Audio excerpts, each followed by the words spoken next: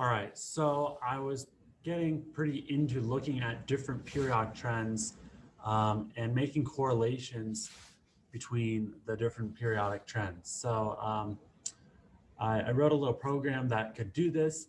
And particularly, I was interested in looking at the abundances of the different elements, like the abundance in the universe versus the abundance in the ocean and things like that. And so we can talk a little bit about my findings, I guess.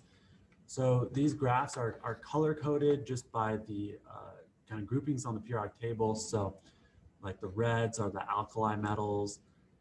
These light greens are all the transition metals. The pinks are the lanthanides and the actinides, the F blocks. So we can start to maybe see some trends that way. So this is just looking at a very simple one. It's atomic number plotted on the y-axis, and then the logarithm of the abundance of the elements in the universe. Okay, and so this is not surprising. This is what I expected to see, that as you go to the left of this, that's higher atomic numbers. So as you go across the periodic table, the elements become less and less abundant in the universe. And this is just a fact that the universe started with hydrogen in the Big Bang, and then the elements had to be built up in the factories of the stars slowly over time to get heavier and heavier elements. What is particularly interesting that you'll note that basically, so you can draw a line that's sort of the best fit, for this, and elements that are above this line means that they're more abundant than you would predict based upon their atomic number, right? And then things that are below this line are less abundant than you predict based upon their atomic number. And so, like hydrogen is more abundant than you would predict, and more abundant than average based upon its atomic number, which makes sense. The universe started with hydrogen. Same with helium. Okay, fine. There's a lot of hydrogen in helium. And then there's some other ones like oxygen. These special numbers, oxygen 16. Okay, it's a even number. It's called like a magic number in nuclear physics, where it's especially stable configuration. Okay, and so there's a lot of oxygen relative to what you expect. Carbon, kind of, basis of life, kind of just average. Iron is, and this is what I expected, is very stable. It's more abundant than you would expect based upon its atomic number, and that's because iron is the heaviest element that you can produce via fusion reactions that still gives you energy. So in normal stars, iron's sort of the dead end point.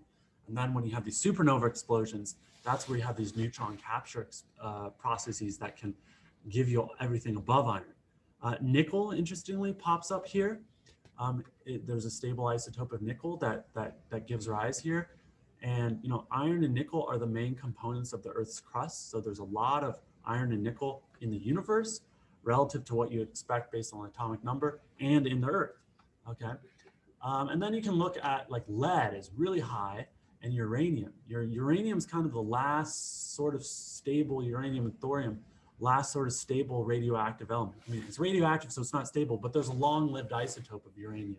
And so it makes sense. That's kind of like an endpoint, okay? And then bismuth and lead, those are sort of at the end. If you look at it, bismuth and lead, those are the two isotopes, two elements with the highest atomic number that aren't radioactive. So once you get past bismuth, you're at polonium, which is really short-lived and not even couldn't even find data on this. Okay, and then the other side of the spectrum, there's like ones that have odd numbers of protons or nuclei, atomic numbers, mass numbers. So like fluorine is relatively rare in the universe for its atomic number. And interesting, boron and beryllium and lithium, same thing with these. These are really light elements, but they're really not abundant. So I thought that was pretty interesting. You can make a plot. I also made a plot of the logarithm of the universe abundance versus the solar abundance. And you can see it's pretty much a dead-on correlation here. So it's a really good correlation. What does that mean? It means, how did they get the universe numbers and the sun numbers?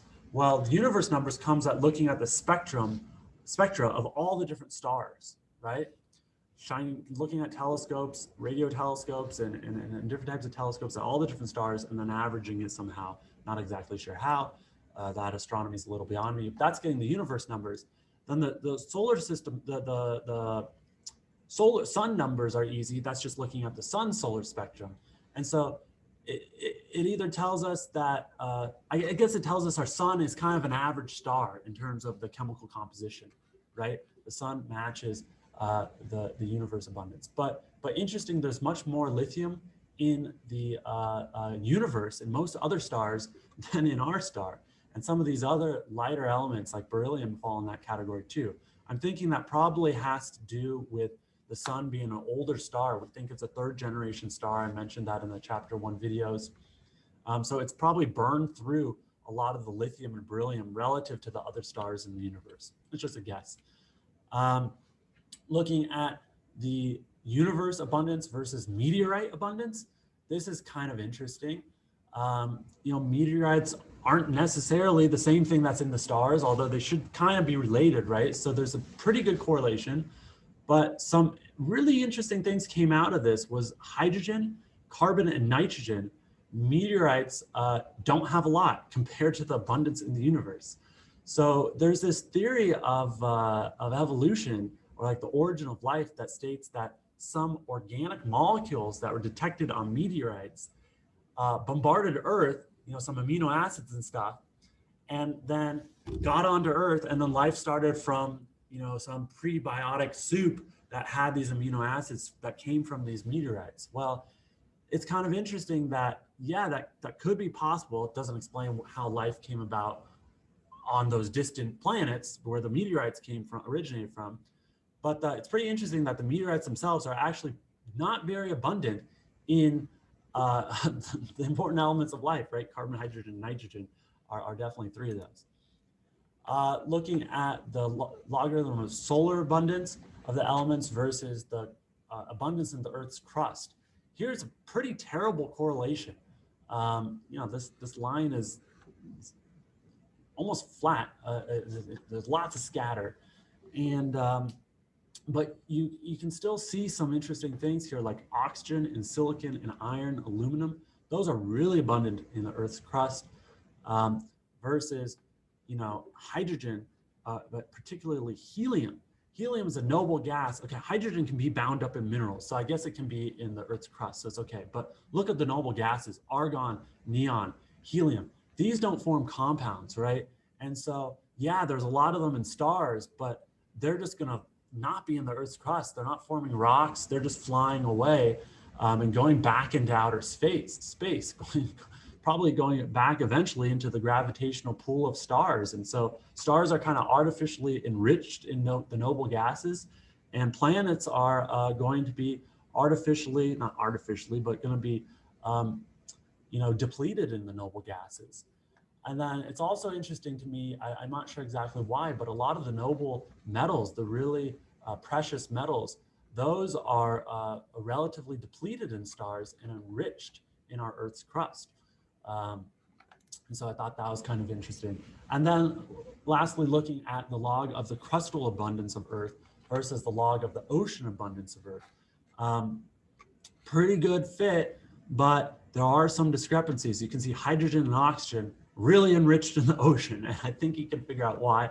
H2O, right? Oceans are made in H2O. But then you get any elements that tend to form compounds that are very water soluble.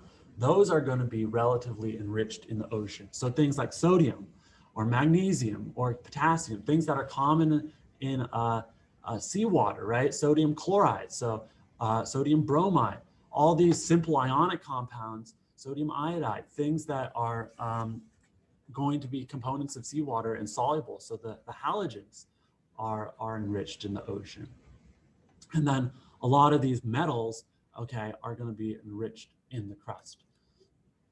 Last one, just kind of a fun one, is the logarithm of the cost, okay, in dollars per kilogram versus the crustal abundance. And so, yeah, it makes sense that this line is sloping down. Things that cost more should be less abundant in the crust, and that's true.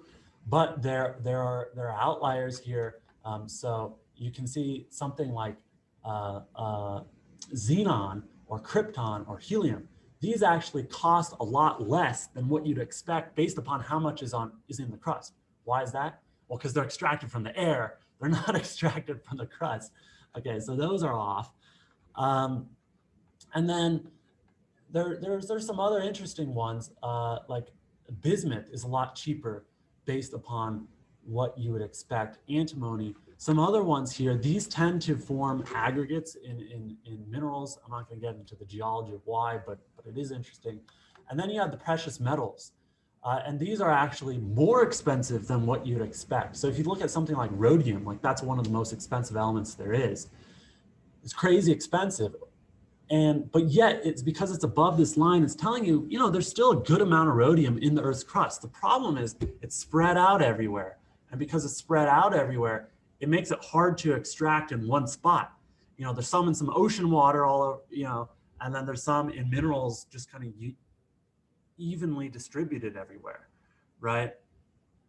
But something like, let's say zinc is in zinc minerals that are relatively pure. So, or iron is a great example, right? There's lots of iron minerals you can easily extract it from, so it's way cheaper than its crustal abundance would suggest.